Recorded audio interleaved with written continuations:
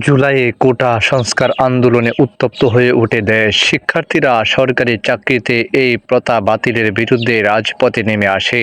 কিন্তু তৎকালীন আওয়ামী লীগ সরকার তাদের দাবি না মেনে বল প্রয়োগ করতে থাকে। এক পর্যায়ে আইনশৃঙ্খলা বাহিনীর সদস্যরা শিক্ষার্থীদের উপর গুলি করে, এতে শত শত মানুষের প্রাণহানি ঘটে। এরপর তৎকালীন সরকার তাদের সিদ্ধান্ত থেকে সরে আসলেও শিক্ষার্থীরা ৯ দফা দাবি জানায়। এরপর সরকারের বল প্রয়োগ অব্যাহত থাকলে শিক্ষার্থীদের দাবি আস্তে আস্তে সরকার পতনের এক দফায় রূপান্তরিত হয়।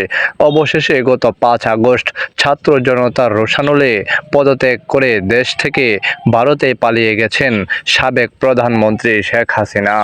এদিন পদত্যাগ করে দেশ ছাড়তে সরকার প্রধান শেখ হাসিনা সময় পেয়েছিলেন মাত্র ৪৫ মিনিট। শেখ হাসিনাকে নিয়ে সামরিক বিমান যখন যাত্রা করে, তখন সেখান থেকে কয়েকশো গজ দূরে আগারগাঁওয়ে লাখো মানুষের স্রোত। কিছু সময়ের মধ্যেই গণভবন, সংসদ ভবন এলাকা দখল নেয় আন্দোলনে বিজয়ী জনতা। এমন অবস্থায় আওয়ামী লীগের দলীয় মন্ত্রী, এমপি এবং সিনিয়র নেতারা কে কোথায় গেছেন, এই জিজ্ঞাসা অনেকের। সিনিয়র নেতাদের অনেকে ক্যান্টনমেন্টে আশ্রয় নিয়েছেন, আবার কেউ কেউ আত্মগোপনে চলে গেছেন বলে ধারণা করা হচ্ছে।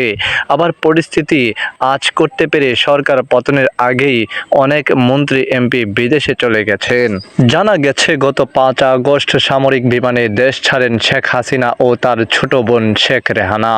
ওই দিন শেখ হাসিনা ও শেখ রেহানা ছাড়াও পরিবারের আর কোনো সদস্য তখন দেশে ছিলেন না। শেখ হাসিনার ছেলে সজীব ওয়াজেদ জয় যুক্তরাষ্ট্রে অবস্থান করছেন। তার মেয়ে সাইমা ওয়াজেদ বিশ্ব স্বাস্থ্য সংস্থার আঞ্চলিক পরিচালক হিসাবে দিল্লিতে কর্মরত। সরকারের পতনের সময় তিনি দিল্লিতেই ছিলেন। দিল্লিতে যাওয়ার পর তার মা এবং খালার সঙ্গে সাইমার সাক্ষাৎ হয়। শেখ রেহানার মেয়ে টিউলিপ সিদ্দিক ব্রিটিশ মন্ত্রী, তিনি লন্ডনে বসবাস করা। শেখ রেহানার ছেলে রেদওয়ান সিদ্দিক সরকার পতনের সময় দেশে ছিলেন না। গত ৩ আগস্ট ঢাকার হজরত শাহজালাল আন্তর্জাতিক বিমানবন্দর থেকে বাংলাদেশ এয়ারলাইন্সে একটি ফ্লাইটে দেশ ছাড়েন বঙ্গবন্ধু পরিবারের আরেক সদস্য, ঢাকা দক্ষিণ সিটি মেয়র শেখ ফজলে নূর তাপস। শেখ ফজলে নূর তাপসের বড় ভাই শেখ ফজলে শামস পরশ আওয়ামী যুবলীগের চেয়ারম্যান।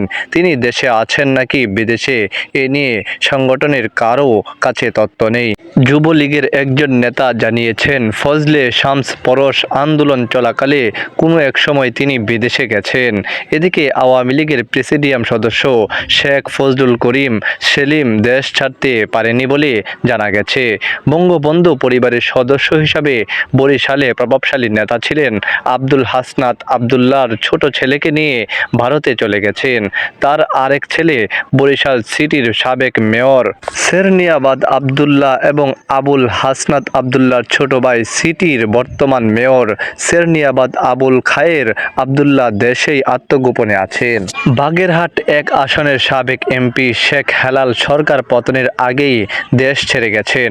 তবে তার ছেলে বাগেরহাট ২ আসনের সাবেক এমপি শেখ শারহান নাসের তন্ময় দেশ ছাড়তে পারেননি, তিনি দেশেই আত্মগোপনে আছেন। শেখ হেলালের ভাই খুলনা ২ আসনের সাবেক এমপি শেখ সালাউদ্দিন জুয়েলকে সরকার পতনের পর টঙ্গীপাড়ায় আছেন বলে জানা গেছে।